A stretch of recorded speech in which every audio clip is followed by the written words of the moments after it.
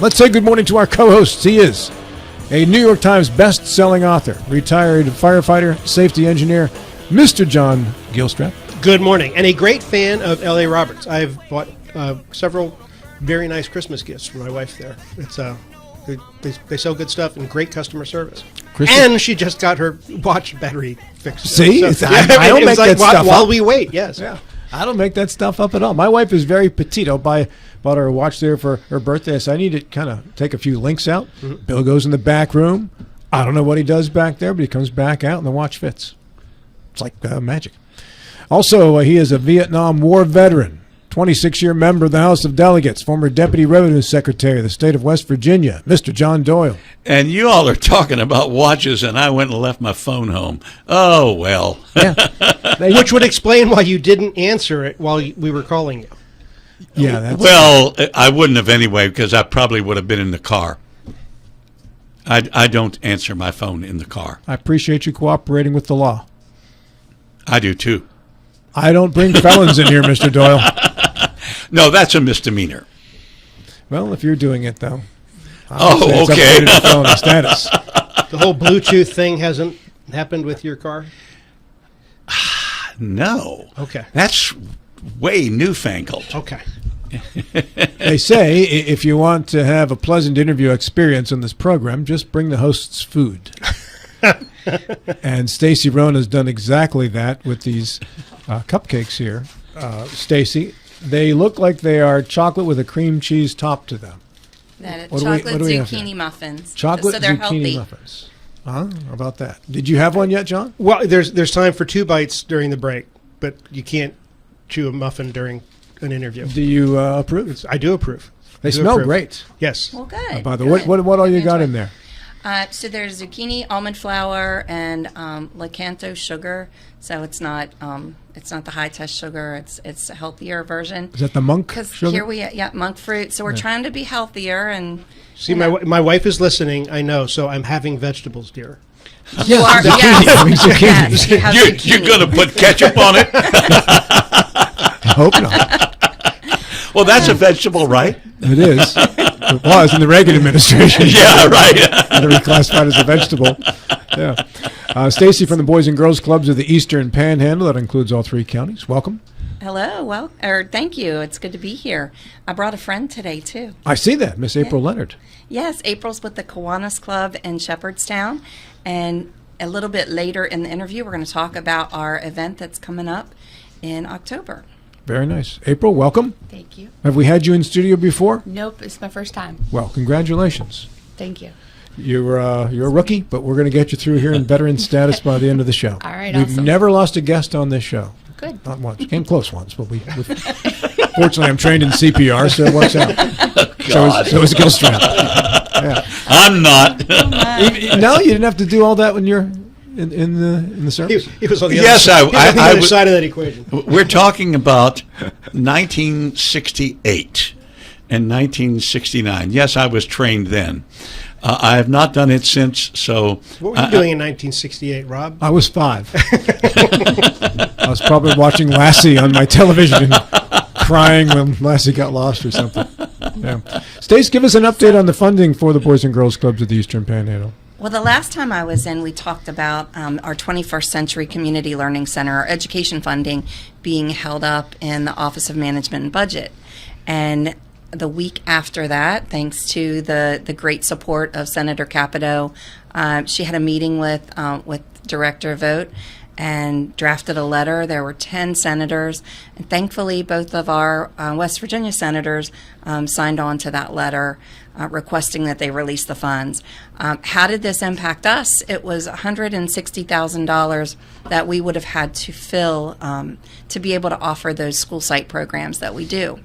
Thankfully, to this work, we were able to receive those funds, and not just us, but 21st Century programs across the country. So West Virginia really led the way in getting those conversations started and putting some action into play. And did you get the full 160, or is it released in tranches?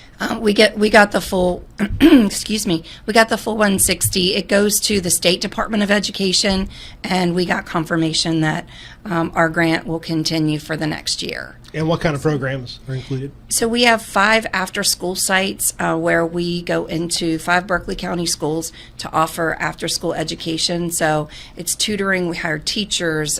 We also work with some of our schools are Title I schools. So we work with them to pull out for, if a child needs additional intervention and some additional support, they're already at the school because we keep them there doing homework help, so they're able to pull out for some of those additional supports. And then after they finish their tutoring and homework help session, they're transported over to the Boys and Girls Club. And Title I is reading, is correct? It can be, I think, reading and math. Okay. Yeah, correct me if I know I'm I've heard- wrong, I know some I've heard teacher reading. out there, but definitely reading. So, the work is to ensure that they're at grade level reading by the time they hit the second and third grade, because if they're not reading at that point, they're going to struggle the rest of their school career. All right. And how does the 160 was specific for the Eastern Panhandle Boys and Girls Clubs, correct? Correct. But Morgan County Schools also had 21st Century Community Learning Center dollars. So this work also impacted them. And I have to give a shout out to Senator Capito, one of her aides, Mimi, because Mimi and I spent the better part of that week either emailing or on the phone, and then I went down that Thursday. We had our parents and teachers and students write letters of impact to say, this is why this is important to us, and we hand delivered those to all of our West Virginia delegation. So that Thursday was a busy day. I started in Senator Capito's office and ended in Congresswoman Miller's office. How does that work? You think of senators as those people there in Washington and get they elected and they just sort of sit there. I've never actually interacted with a Washington politician who represents me. So what is that like? You just reach out and then what happens? Well, John, would you like to go with me sometime? You could experience it live and in person if you want. He does kill them in his books, I would say. Well, but not don't Okay, say that in maybe a real you- circumstance. no, maybe you should. No, so typically when I go in, I have scheduled appointments. This was the only time I've ever been to DC doing cold calls, because this was so important that I knew we had to have some sort of voice for our families in this moment. So I just caught the train down, went down in the morning, scheduled appointments. I had about an hour to an hour and a half in between, and a lot of that work happens with our staffers, though. Like Chris Strovel over here in the Eastern Panhandle, it's nice to be able to send Chris a text or call and say, hey, Chris, we've got this issue coming up. Can you help us? Or if we want to bring someone in, it's really working with their scheduler in their office to try to bring them in. We were able to get some congressionally directed spending funds from Senator Capito and then Senator Manchin. I'm going to be good today and get all of my people's names correct. But then when he was a governor, our Senator Justice was able to help us secure some funding, and we're going to put an elevator in at the Boys and Girls Club in the next year. So it's already, I think, out for bid, or we might have to do one more environmental test, and then we'll have an elevator at the club, and just making some of those improvements that are very necessary to ensure that we have a safe space for kids to go. Very nice. Stacie, you mentioned that there were 5 schools in Berkeley County where this money is going. The whole 160 goes into Berkeley, but you mentioned there's something in Morgan. So is that a separate pile of money? That's a separate grant. So that's administered. I believe that's administered by Morgan County Schools or Morgan County Partnership. I think it's gone between the two of them. And is there anything in Jefferson? For 21st Century, I don't believe so. But don't hold me to it. I'm not certain on that. So if there is, you would not be involved in it. It would be them, the Jefferson County schools that did Correct, it. Okay. correct. Right. Yeah. And they may have applied this year. So the beauty in releasing these funds are the organizations that made application this year that were high scoring. They actually were funded then. I know that, for instance, this grant is a 5-year grant. This is our 3rd year in the grant cycle. So if it would have ended, we would have ended a program right in the middle of the grant cycle. And it would have destroyed the funds for the next 2 years as well. It depends. It depends on Or it would have Congress. interfered with the progress. Definitely interfered with the progress. Congress makes the decisions on this funding. So, that's why the voices of our local legislators are important, and not just in DC, but also in the state. I know that our local legislators have a great impact on what happens in education and what happens in healthcare, and a lot of the programs that are necessary, not to fill the gap, but to be a part of the process. Like that $160,000 does not cover our entire operations by any stretch. It really takes a community of people working together. And April and the Kiwanis Club, that's one of those groups. We just had our Inside the Huddle event back in July, and we had a $38,000 deficit in scholarships that we handed out over the summer. And we knew that we needed to fill that gap. We had some partners, but we set a goal of $25,000 to raise at that event through a Raise the Paddle event. Walmart, their team came out. They helped to manage that process. They pledged the first $5,000 that went into that $25,000. And just this week, I got an email to close that gap. So we were able to raise $25,000 to fill that gap. And so does that mean you need $13,000 more to this point? No, because we've received some funding from a couple of our county governments and some of our other nonprofit partners. So we were able to close the entire $38,000 by different partnerships. Very good. Yeah. And so September the 3rd, what does that date mean? September 3rd is when our kiddos come back to the clubs. We like to let the teachers and the schools get back on track before we add another element of, of transition in. So we start our programs about a week and a half after school starts. That gives us time to have parent orientations. We like that our parents know what the rules are and that our kids know what the rules are when they come to the club. The club's for every kid, but not every kid's for the club. So we have to make sure that they're going to follow the directions, and they're, it's the structure's a little bit different, but we still do have structure. We want to make sure our kids are safe and they're working together in a positive way. How many kids do you anticipate coming through the doors this September? I would anticipate over 225, 250 between all 3 clubs. But that number could rise, and we're getting more and more interest. So if there are parents out there that are interested, they can go to our website and click on Join a Club, and they'll be able to get linked up, and then we'll call them for orientation. Are you basically providing post-school, for lack of a better word, daycare? It's not daycare. It's after-school enrichment activities. So we ensure that if they want homework help, or if the family needs homework help, we can provide that. They get a dinner and snack every day after school. They also have recreation activities. And then we do social emotional learning programming with them. So, if a child is struggling with anger issues, then we have some support staff who come in to help children to be able to, I don't want to say it's not. I guess it's a mediation of emotions. So we want to help them regulate that a little bit better. Some of that happens in groups. We also have MSW students throughout the year that can come in and MSW, Master Social Work. Oh, so I'm sorry. We talk in acronyms. Thank you for helping me. So we're able to bring in.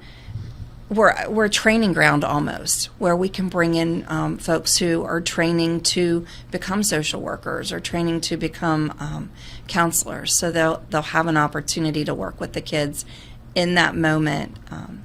We have one of our social emotional staffers is a trauma-informed yoga instructor. So she teaches kids how to regulate their emotions through activity. Trauma-informed yoga instructor. Yeah, I know. That's a it's pretty big, special It's a big class, specialization, and she's remarkable. Kathleen Cunningham is. She's a communities and schools liaison, and then also comes into the club and works with our You kiddos. may have mentioned this, and I missed it. Is this 5 days a week? 5 days a week, Monday through Friday. Okay, yeah. In our after-school program. Now, our school-based program is Monday through Thursday. Okay. Because our teachers, early on when we started, we were a 5-day-a-week program, and we couldn't hire teachers. They were like, we can't do 5 days of, like, teaching all day and then 5 days of also in the after-school. Okay. So we got a little bit more creative and figured out, let's really beef up the programs Monday through Thursday. So What are the ages? we start at 6, so they have to be in school, preferably, in kindergarten or a year through kindergarten. And then we go to 18. Now, one of our schools is Burke Street. So we do take our 5-year-olds in that program because it's federally mandated that we do. And Is there school bus service, or is there transportation to get to these schools? from the school sites they're transported over to the club, and that's part of that 160,000. So we hear a lot about child care issues in this area, that we just don't have enough of it. It sounds to me like this is a great opportunity for that. We after definitely school fill a and such. gap. Yeah, we definitely fill a gap there. There are times when, if we have out of school time, the club typically is not open. Like if we get snow and it's not safe for the buses to go and for school teachers to go, then we certainly don't bring our staff in for that. And there are occasions on different school holidays, we really take that time to do training with our staff. They're a highly qualified group, and we're always bringing in training for various issues. Is there an opportunity for kids that just want to go and play basketball? They can. I mean, the program is structured, so it has to fit within the time of that structure, but definitely. And we're working to build out some more of our teen programs, so especially for our older kids, to give them some additional hours and times to come. This brings us to April Leonard and what Kiwanis is doing. Yes. So I'm sorry, first time. So No, you're doing fine. Shepherdstown Yeah. Kiwanis, and this is our 8th event, or 8th year doing this event for the Boys and Girls Club. We have partnered with the venue, Bricks 27. Do you guys know where that one is? The new one on Queen Street. So October 12th from 2 to 5, we're having an event. Tickets are $50 a piece, and that basically gets you the meal and some nice wine and stuff like that. We also have sponsorship opportunities available as well, and we also continue that link so that you can share that as well and maybe put it out for us just to kind of get numbers up for us. We do have a goal. We need to sell 104 tickets. So that's kind of 104. yes. Okay. Yeah. So the space only holds X amount of people, and we know what we need to bring. So it might seem small to some, but it's kind of big to us because we are one of the smaller Kiwanis group, and we are out of Shepherdstown. Okay.